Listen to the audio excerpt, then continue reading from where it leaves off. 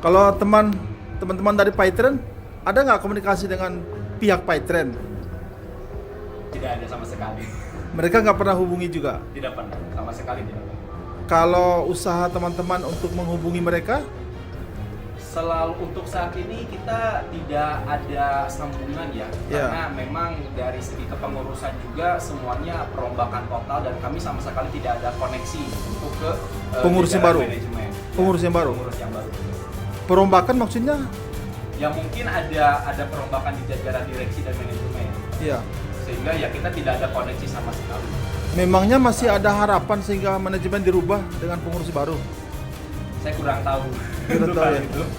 Itu hanya trik saja Pak, mungkin hanya trik saja ketika itu dirubah Ya. kan tentu nanti ada perubahan ini, jadi mereka nanti akan lempar tanggung jawab Pak, Menghindari tanggung jawab. menghindari tanggung jawab. Pemikiran saya seperti itu, dugaan dan pemikiran saya seperti itu.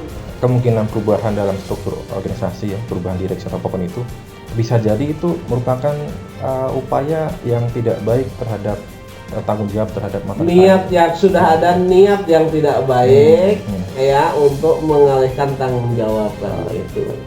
Tetapi kita kan tahu di sana sebenarnya kan ownernya siapa, kemudian dader intelektualnya siapa, kan kita bukan rahasia umum lagi, itu sudah sedikit melenceng. Tapi saya mewanti-wanti kepada para pemilih, cerdaslah kalian memilih dapil Jakarta Timur ini.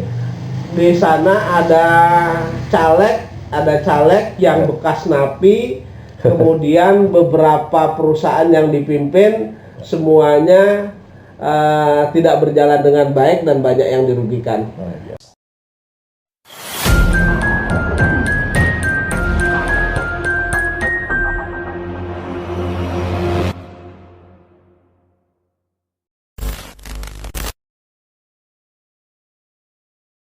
Bismillahirrahmanirrahim. Assalamualaikum warahmatullahi wabarakatuh. Teman-teman, bagaimana kabar teman-teman semuanya? Semoga selalu sehat dan senantiasa dalam lindungan Allah Subhanahu wa taala. Kembali berjumpa dengan saya Aji di Jia TV. Saya kembali menemui Pak Zaini dari kediamannya. Tentunya masih bersama channel kesayangan kita Jia TV yang sampai saat ini tetap konsisten fokus untuk mengawal berbagai macam kasus menyangkut hukum ya yang terkait dengan Ustadz Yusuf Mansur atau Jamaah Nur Khotif Mansur ya, diantaranya sudah hampir berjalan hampir 2 tahun lebih ya, misalnya terkait dengan JPN Polda Bara, patungan usaha, Menyafi dan Paitren. Untuk saat ini kita bahas dengan Pak Zaini adalah terkait dengan Paitren yang sampai saat ini Pak Zaini menjadi kuasa hukum dari 14 mantan karyawan Paitren yang sampai saat ini untuk menuntut hak-haknya yakni terkait dengan gaji, pesangon, THR dan lain-lain. Baik Pak, untuk sampai saat ini perkembangannya bagaimana Pak?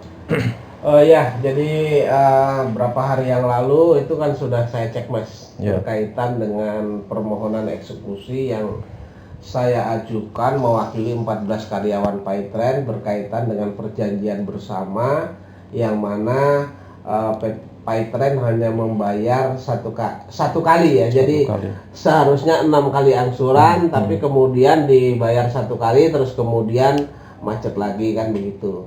Karena itu sudah ada perjanjian bersamanya yang didaftarkan juga ke Pengadilan Hubungan Industrial Kota Bandung ya, yang berada di Pengadilan Negeri Bandung. Makanya saya mengajukan permohonan eksekusi. Permohonan eksekusi itu sudah saya ajukan, kemudian karena kendala mungkin ada beberapa hal yang ini, kemudian memang agak lama, makanya kemarin kami cek, ternyata kan sudah ada penetapan, kemudian jurusitanya juga sudah ditetapkan. Dalam waktu dekat ini akan dilakukan unmanning atau panggilan Mas itu. Teguran kepada pihak Paitren ya Pak ya? Teguran kepada pihak Paitren, dipanggil Paitren, kemudian diperintahkan, disuruh, diminta untuk membayar begitu kewajibannya. Ya. Pak Zaini ini kan sudah cukup lama Pak ya, ini terhitung dari bulan Februari Pak ya, cicilan pertama, kemudian tidak ada pembayaran lagi. Apakah ada komunikasi langsung dari pihak Paitren kepada mantan karyawan Paitren ini Pak? Kalau saya cek kepada karyawan Paytrend yang menjadi karyawan Paytrend yang menjadi klien saya itu, menurut mereka komunikasi secara resmi tidak Tidak ada Pak ya? tidak ada. Artinya ya memang dari mereka sendiri sudah itikat tidak baiknya sudah kelihatan gitu. Kemudian berkaitan dengan saya, waktu PB kan ada kuasa hukumnya juga. Kuasa hukumnya juga tidak menghubungi saya, dan saya sudah mengatakan bahwa angsuran kedua dan seterusnya itu kan saya sampaikan kepada pengacara yang dulu mendampingi waktu membuat PB itu. Mereka hanya mengatakan bahwa nanti akan disampaikan kepada kliennya, tapi kenyataannya kan sudah tidak ada. Makanya dari itikat-itikat yang tidak baik itu, maka saya selaku kuasa hukum daripada 14 karyawan Paytrend ini sudah mengajukan permohonan eksekusi dan sudah ditunjuk jurusitanya. Kemudian dalam waktu dekat menurut jurusita dalam waktu dekat akan dilakukan unmanning atau panggilan, teguran. Ya, jadi memang pihak Paytrend ini terkesan memang meremehkan mantan karyawan ini ya. Betul. Terbukti memang terhitung dari sejak cicilan pertama sampai sekarang tidak ada pembayaran lagi. Itu pun tidak ada komunikasi langsung kepada mantan karyawannya terkait dengan alasan mengapa tidak bisa terbayarkan ataupun klarifikasi begitu. Iya. Dan dari pihak mantan karyawan Paytrend sendiri Pak, apakah ada usaha pribadi sendiri Pak ini kepada Paytrend Pak? Begini, kalau mantan karyawan Paytrend itu mereka mengatakan karena ini sudah dikuasakan kepada saya sehingga segala sesuatu itu diserahkan kepada Sudah saya. diserahkan ini ya. Oke. Jadi mereka mengatakan percuma juga mereka itu menanyakan kepada Paytrend atau pejabat Paytrend. Mereka tetap akan tunggu ya, nanti bersabar, nanti kalau ada uang nanti dan lain sebagainya. Makanya mereka sudah tidak mau lah untuk komunikasi itu. Sudah Pak, kita maju secara hukum saja begitu. Untuk kantornya sampai saat ini masih beroperasi Pak ya? Begini, kalau saya melihat kemarin kebetulan ada ke Bandung, mampir ke sana, itu kantornya sudah tidak ada kehidupan lagi Mas. Jadi memang ada security ada, tetapi sudah tidak ada kehidupan lagi. Kalau yang dulu menurut keterangan warga sekitar ya, keterangan warga sekitar atau warga pertokoan itu katanya kan ada 4 ruko kalau nggak salah. Sekarang hanya 2 ruko dan itu sudah tidak ada kehidupan lagi. Artinya menurut saya ya, apakah itu karena sudah tidak ada kehidupan, mungkin juga sudah tidak ada operasional bentuk apapun. Karena kan uang modalnya sudah dipindah ke tempat lain gitu. Itu yang suatu saat nanti akan saya ledakkan gitu. Berarti mungkin memang Paytrend sendiri sampai saat ini memang benar-benar vakum ya Pak ya. Jadi bukan berarti kantornya pindah ke tempat itu, bukan Pak ya? Bukan. Okay. Menurut keterangan daripada 14 karyawan saya kan kadang-kadang juga mengawasi ini ada kegiatan tidak dan lain sebagainya. Menurut mereka memang sudah tidak ada dan tidak ada buka di tempat lain. Jadi tempat yang ada saja itu sudah tidak ada operasional. Gitu. Oke. Nah, setelah dilakukan nanti unmanning atau teguran Pak, kalau memang Paytrend ini tetap bandel tidak mau membayar hak dari mantan karyawan Pak, yang dimaksud dengan eksekusi atau yang di jurusita yang disita itu apa Pak? Yang bisa disita Pak? Jadi begini, dulu awalnya kan saya minta bahwa PB itu ada jaminan. Sehingga kalau nanti PB itu tidak dilaksanakan, kemudian ada barang yang bisa disita atau dieksekusi. Tetapi mereka kan tidak mau. Menurut mereka Pak, ini asas kepercayaan saja begitu, ya kan?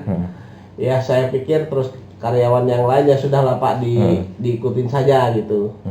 Nah, nanti kalau katakanlah sudah di unmanning diingatkan, misalnya biasanya kan antara 2 sampai 3 kali. Kalau itu misalnya sudah dilakukan dengan layak, ternyata mereka tidak beritikat baik, mereka juga tidak mau datang, mereka tidak mau bayar, Paytrend ini tentu nanti ada barang yang harus disita. Oke. Nah, barang yang harus disita itu insya Allah saya sudah mengantongi apa barang yang harus disita itu yang harus kami ajukan. Memang harus diajukan terlebih dahulu, kemudian nanti baru gitu. Oh, nggak bisa dibocorkan nih Pak, apa saja nih Pak? Untuk sementara ini nanti dialihkan lagi. Oh gitu. Oke. Iya. Ya nanti ada Iya. upaya-upaya tidak baik Nanti lagi Pak. dialihkan dan kami juga masih menggali lagi kira-kira apa sih yang bisa diinikan. Oke, oke Pak. Oke Pak, kalau berbicara ciri-ciri bisnis dari Statius Mansur ini Pak, atau Jamal Narkotik Mansur ini kan biasanya setelah menguruk keuntungan yang banyak, kemudian terjadi masalah ini kan biasanya terjadi perubahan Pak di struktur organisasi atau apapun itu Pak. Misalnya di JPN Batubara Pak, di awal penawaran mengatakan bahwa Statius Mansur ini sebagai komisaris utama. Ya, tapi ketika Pak Jadi menggugat, ternyata Ustadz Mansur keluar dari situ Pak, dari PT itu Pak Adi Panto Perkasa. Kemudian misalkan patungan usaha ya, pada saat pengumpulan dana tersebut itu dikumpulkan melalui Koperasi Merah Putih, kemudian berganti nama menjadi Koperasi Indonesia Berjamaah ya. Dan itu pun menyebabkan masalah. Terbukti gugatan di Pengadilan Negeri Tangerang itu NO karena memang koperasi ini harus dilibatkan begitu Pak. Nah, untuk Payetri ini Pak, apakah ada upaya-upaya seperti itu Pak di dalam kepengurusannya Pak? Jadi gini, informasinya tapi belum saya cek juga ke Departemen Kehakiman dan Hak Asasi Manusia. Yeah. Informasinya memang ada perubahan struktur daripada pengurus. Jadi memang struktur pengurusnya itu diganti gitu. Nah, cuman saya kan berpikir bahwa kewajiban ini kan kewajiban suatu perusahaan, company atau korporasi. Siapapun yang diganti, pengurusnya diganti dalam bentuk apapun, tanggung jawabnya kan tetap ada di perusahaan. Tetap di perusahaan. Iya kan, tetap ada di perusahaan. Sehingga saya risaukan itu, gitu. Nah, tinggal nanti kalau memang yang jelas memang ada upaya-upaya bagaimana untuk mempersulit daripada baik itu krediturnya, kemudian baik itu karyawan dan lain sebagainya, memang ada upaya-upaya ke sana. Namun kita juga tidak kalah cerdik, kita akan mengawasi itu sesuai dengan ketentuan hukum apa yang bisa kita lakukan gitu, Mas. Oke. Iya. Jadi adanya kemungkinan perubahan dalam struktur organisasi ya, perubahan direksi atau apapun itu bisa jadi itu merupakan upaya yang tidak baik terhadap tanggung jawab terhadap mata niat yang sudah ada niat yang tidak baik ya untuk mengalihkan tanggung jawab kan itu. Tetapi kita kan tahu di sana sebenarnya kan ownernya siapa, kemudian dader intelektualnya siapa, kan kita bukan rahasia umum lagi, itu sudah menjadi rahasia umum lah, bukan rahasia lagi, sudah menjadi udah diketahui oleh umum lah begitu. Jadi bisa dikatakan jadi hal-hal orang yang seperti ini mah nggak usah dipercaya gitu. Apalagi nanti ini saja mimpin satu perusahaan ya kan, mimpin beberapa perusahaan saja tidak becus, apalagi nanti mencalekkan diri jadi caleg DPR RI. Apa yang dia kerjakan? Tentu otaknya akan berpikir bagaimana merongrong uang negara atau uang negara gitu, menurut saya. Sedikit melenceng, tapi saya mewanti-wanti kepada para pemilih, cerdaslah kalian memilih. Dapil Jakarta Timur ini, di sana ada caleg yang bekas napi, kemudian beberapa perusahaan yang dipimpin semuanya tidak berjalan dengan baik dan banyak yang dirugikan. Kalau dia sampai nanti lolos ke Senayan, apa yang akan terjadi? Tentu kita semua yang akan menanggung kerugian itu, karena kerugian pasti uang negara. Baik. Ini terkait ownernya ya, Statius Mansur yang sampai saat ini menjadi bakal calon legislatif dari Partai Perindo ya Pak, di Dapil Jakarta Timur. Betul. Nah, kembali mengenai soal perubahan struktur organisasi tersebut Pak. Jadi secara hukum Pak, perubahan dalam kepengurusan tersebut itu tidak berdampak Pak pada kewajiban Pak. Tidak berdampak. Tapi saya sendiri belum tahu apakah pergantian dari pengurus PT PSI ya, Peritrust Sentosa Internasional atau biasa disebut Paytren itu, apakah legal sesuai dengan anggaran dasar, kemudian undang-undang perseroan terbatas, apakah dilakukan sesuai dengan itu, kemudian didaftarkan ke Departemen Kehakiman dan Hak Asasi Manusia. Saya belum tahu karena saya belum ngecek ya. Tapi yang jelas saya berprinsip bahwa kewajiban ini adalah kewajiban suatu perusahaan, kewajiban korporasi, kewajiban company, sehingga ini yang bertanggung jawab gitu. Nah, kalau secara moral tentu ownernya yang harus bertanggung jawab secara moral. Baik. Makanya saya sampaikan tadi, kalau sudah di suatu perusahaan saja tidak ada etikat baik, apalagi mereka nanti menjadi wakil rakyat, tentu akan karena lebih luas lagi, sehingga menurut saya sudah tidak ada etikat baik gitu. Hati-hati. Jadi terkait dengan adanya permasalahan ini ya, ini seharusnya bisa menjadi pertimbangan dari para calon pemilih ya, supaya ini untuk tidak memilih bakal calon legislatif tersebut ya. Jadi sebagai bentuk dukungan kepada orang-orang yang merasa diberikan oleh yang bersangkutan gitu. Baik, Pak Zaini, mungkin ada yang ingin ditambahkan Pak Zaini? Jadi begini ya, saya katakan, saya sebut saja namanya bahwa Yusuf Mansur Yusuf Mansur ini saya sendiri sudah merasakan bahwa apa yang dia omongkan itu tidak sesuai dengan kenyataan yang dia perbuat begitu. Selalu berbohong.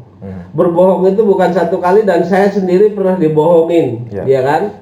Mereka mengatakan bahwa presentasi batubara di kota wisata itu, mereka mengatakan bahwa ini perusahaan berjalan dengan baik, kemudian menguntungkan profit yang bagus, dan kecil kemungkinan untuk rugi, kecil kemungkinan. Dan dia tidak mengatakan bahwa itu akan rugi juga.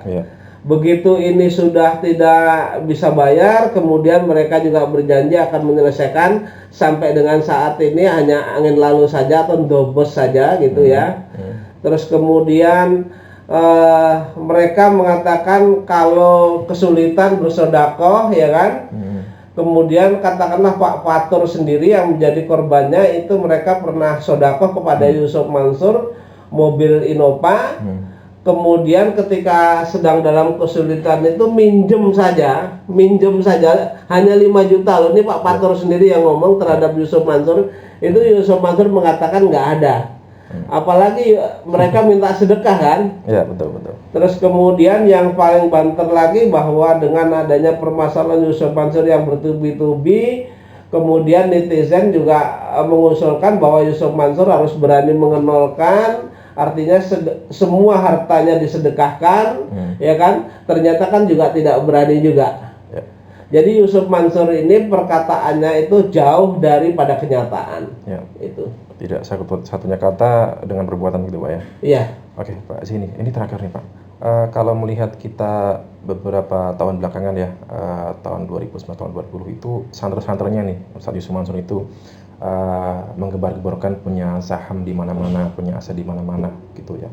Nah ini kalau kita lihat ya, kecenderungan belakangan ini setelah adanya masalah-masalah ini mencuat ke publik, ini kita tidak mendengar lagi Pak adanya pamer-pamer saham tersebut Pak. Ini Pak Zaini melihat bagaimana Pak? Itu namanya flexing Mas. Flexing. Ya, jadi menurut saya banyak Yusuf Mansur ini sudah jelas sangat banyak bohongnya ya, sangat banyak bohongnya. Katakanlah saja mereka mengatakan bahwa dia menjadi komisaris direktur dari Grab kalau nggak salah ya. Ya. Kemudian dibantah oleh Grab sendiri, mereka lalu berubah sendiri. Itu ngomongnya itu kok enak saja. Saya hanya menjadi advisor itu. Kalau itu public figure, kalau itu ustadz kan sudah omongannya itu kan sudah tidak bisa dipercaya begitu. Gitu. Jadi banyak bohongnya ketika mereka mengatakan punya saham di sana, di mana-mana. Ya coba sekarang tunjukkan kepada masyarakat, ini loh buktinya kan begitu. Baik, ya. Ini buktinya untuk membayar karyawan saja sendiri. Iya, ini loh saya masih punya saham di sini, kemudian ini masih bisa bayar. Ya nanti kita cek saja kan gitu. Atau mereka mengatakan ini saham saya di sini, ini loh bukti saham atas namanya dan lain sebagainya, kan tentu masih bertanggung jawab. Ini sekarang ini kan seolah-olah menghilang, dan memang ingin menghilangkan tanggung jawab itu kalau menurut saya. Oke. Oke, jadi kesimpulannya pamer saham, kebar-kebar punya aset di mana-mana, bahkan bayar pajak sehari 100 juta, kemudian bisa bagi-bagi uang 12 sampai 15 per bulan, itu semuanya bullshit. Semuanya bullshit, omongannya Kosong. tidak sesuai dengan Ya. kenyataan, tidak cocok dengan kenyataan. Baik, gitu. baik, oke Pak. Baik, Pak Jenny, terkait dengan upaya menuntut dari hak-hak dari mantan karyawan PT ini, saya doakan segera ada titik temu, segera menuai keberhasilan. Jadi kalau memang harus ada sesuatu yang disita, ini bisa disita supaya bisa diberikan kepada mantan-mantan 14 karyawan Python yang saat ini sudah cukup lama menanti hak-haknya, sudah hampir 3 tahun Pak ya? Ya kurang lebih 2 tahun lah. Ya. Ya. 2 tahun lebih lah. Oke, baik. Ya, teman-teman, itu tadi perbincangan saya dengan Pak Jenny terkait dengan perkembangan upaya dari perjuangan mantan 14 karyawan Python.